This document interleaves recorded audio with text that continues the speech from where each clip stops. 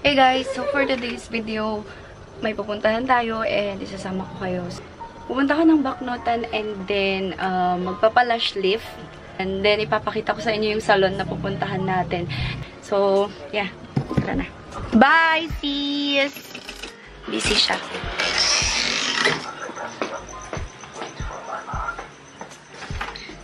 So, today is Sunday, guys. And wala na ba akong nakalimutan? Pera, wala na. So, yeah, ito lang yung suot ko. Nag-boots ako kasi, alam niyo yun, bumili ako ng boots for nung Christmas. Hindi ko rin lang magagamit. So, sabi ko, gamitin ko na ngayon. And then, long sleeve. Kasi wala akong payong. Tapos, checkered na leggings. Hey guys, so, andito na ako ngayon sa may Lash Kita. And here, located siya sa may Quirino. Lagpas siya ng bridge ng Galongen, Barangay Galongen. And located sa may greenhouse. So, dito yung ano nila, yung shop nila or yung salon po nila. And, yeah. Soft opening pa lang nila ngayon. And today is January 20. So, I'm excited na gawin yung lash lifting.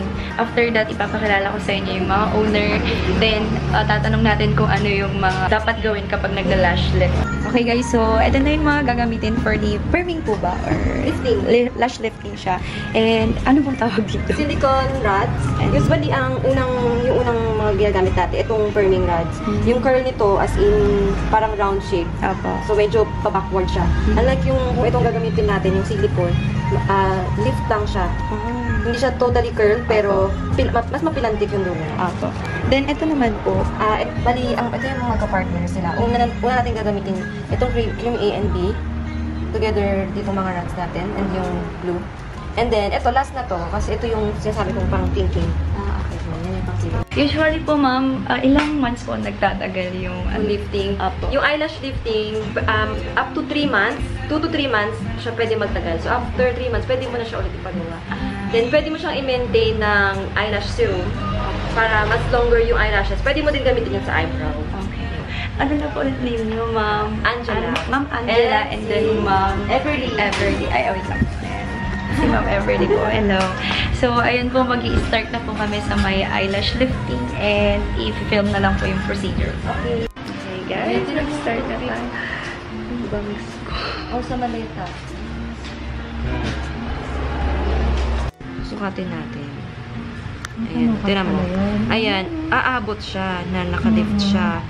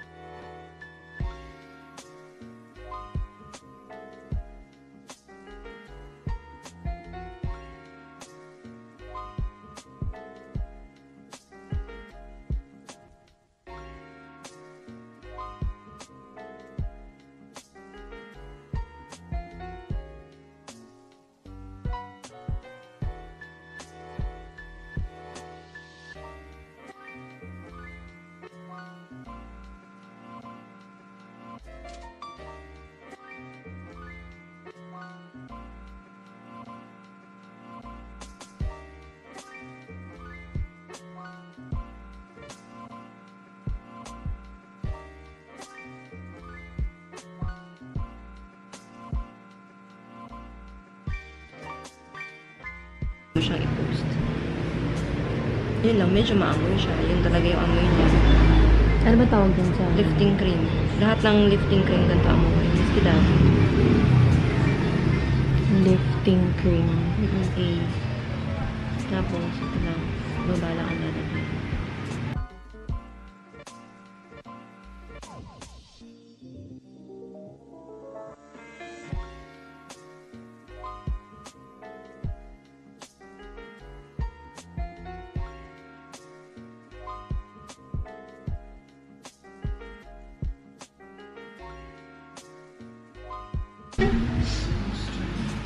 Kailangan ko talaga mag-mask na allergy ako sa chemical. Saan? Sa amoy ng chemical. Oo. Ayan, nakabit na siya. Di ba nagtanggal Ano ako malalaman? Magtanggal ka ng isa o dalawa. Tapos, ayun, i-test mo siya. Kung nagre-resist siya, Sa temptation. sa... ayan, tanggal ka. Tapos, ibaba mo siya. Ayaw niya bumaba. Pero since yan, Ayan, carry na. carry na siya. Pag hindi pa, gano'ng katagal i-extend? 5. 5 minutes. Pag hindi pa din, 5.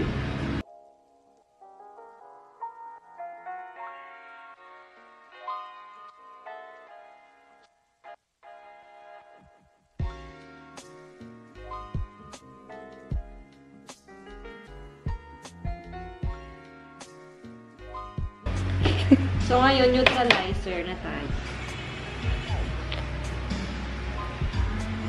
Ito, 5 to 10 minutes lang siya. Mm.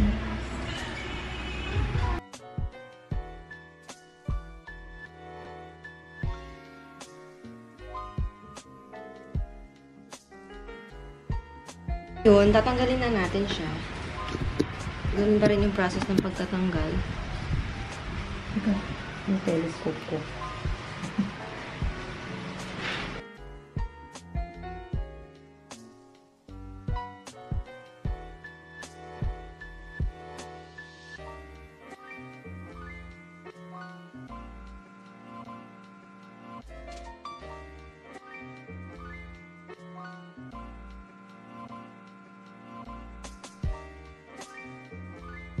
Ito, nire-remove natin yung glue.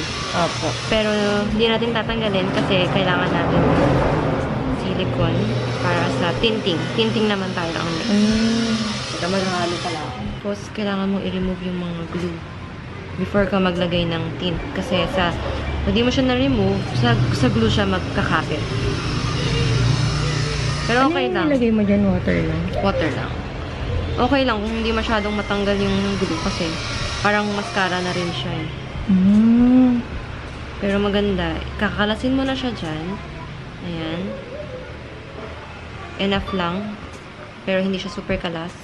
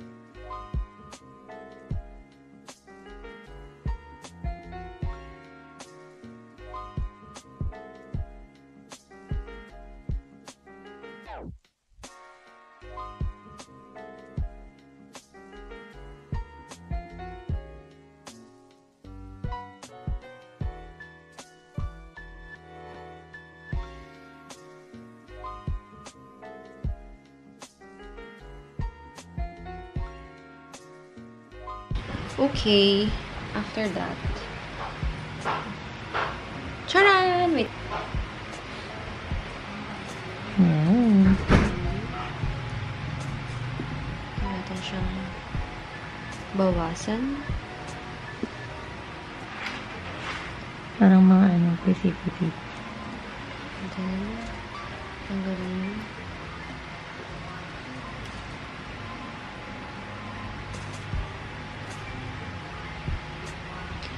Then, pagyan natin siya.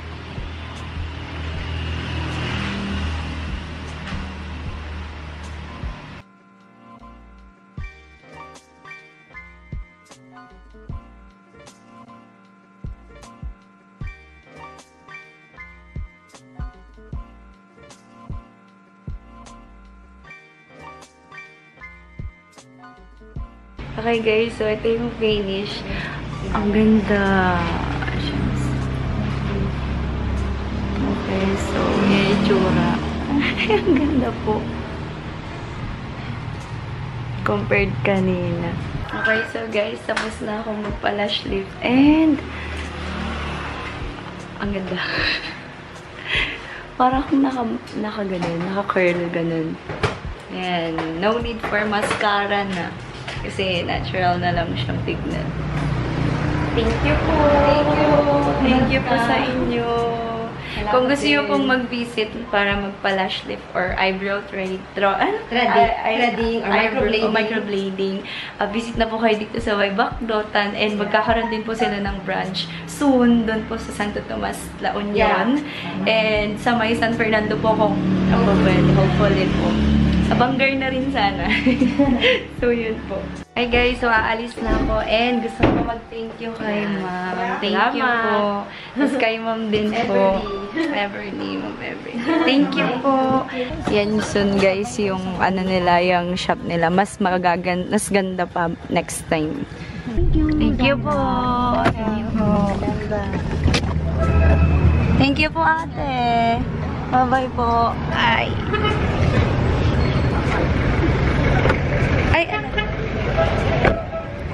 Bye-bye po! Hey guys! So, nakauwi na ako. And, tingnan niyo na mabuti yung aking pilikmata. Okay, so yan yung itsura ng pilikmata ko. Talagang para siyang na mascara. So, ito guys, good for 2 to 3 months lang siya. And hindi siya forever. Kailangan mo siyang perm ulit kapag gusto mo, kapag wala na siya ganun. And so, ito yung binigyan nila sa akin. Yan. Meron na mayroon na siyang brush sa loob, yan. And then, ilalagay ko lang dun sa may hair ko. Or pwede rin na, ayan, ito yung gamitin ko. Panglagay dito sa may eyebrows ko. Or pwede rin sa may pilikmata ko, itong suklay. Yan, ganun. So, ganito nag-work yan. And then, guys, dumako na tayo sa may pros and cons. Nung ginagawa yung procedure, wala akong maramdamang sakit. Hindi siya masakit. Ano yun? Parang nakaka-relax lang. Excuse me. Parang nakaka-relax lang siya. And then, we will going to wait 10 minutes or 15 minutes every procedure. Tapos, ang maganda doon, guys, is sobrang bait nila. As in, ngayon lang ako naka-encounter na nagsasalon ako, tapos nagkwekwentuhan sila, nagsha-sharean sila sa akin. And then, natutuwa ako kasi sobrang kind nila na ngayon lang kami magkikita. Then, parang ang dami na namin napag-usapan, kumbaga, or ang dami na nilang na-share sa akin. Ayun. And then, guys, mura yung eyelash lifting nila. Ang eyelash lifting nila ay nagkakahalaga ng 750 pesos, which is 2 to 3 months na yun. So, medyo mura na yun kasi kung mapapansin nyo, yung ibang mga nagpapalash lift na salon is worth 2,000, 1,000, ganun. Pero doon is 750. And it's safe, guys. Kung tatanungin nyo kung safe ba yan, yes, safe siya. Alam nyo naman, guys, napanood nyo naman na hindi ako nasaktan, hindi man lang ako nag-aray or umiyak, ganun. Kasi wala akong naramdamang sakit. And then, guys, medyo malayo yung location. Kasi doon siya sa may Quirino. Pero meron naman silang location sa may Ilocos, Manila, and then soon na mag-open sila ng location nila sa Santo Tomas, La Union, and then sa may San Fernando, La Union. Hopefully daw. So, ayun nga guys, kung meron kayong balak na pumunta doon, pasensya na sa face ko kasi ang haggard-haggard, kakauwi ko lang. Just PM me guys or i-PM nyo sila guys para ma-notice sila or makabigyan kayo ng appointment. Okay guys, sorry kung mukha akong tae. Ayan, so ito gagamitin na natin siya for my eyebrows and then sa my eyelash para daw pang pahaba and pampa-strong. So yeah, upward motion. Or pwede rin daw na yung daliri ko, igaganyan ko, then imamassage ko lang siya dito. Yan, ganyan na lang gagawin ko para magmula sa roots. And then, pwede rin dito. Okay. Wait lang.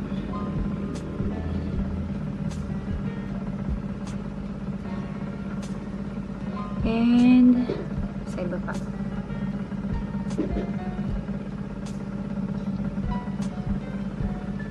Yan. Tapos ready na ako matulog. Hey guys! So, this is the second day na may lash lift ako. And yeah, i-end ko na tong vlog na to. And thank you guys for watching. I hope nag-enjoy kayo. And don't forget to subscribe and click the notification bell para lagi kayo updated sa lahat ng videos ko, and follow me on all my social media accounts. See ya!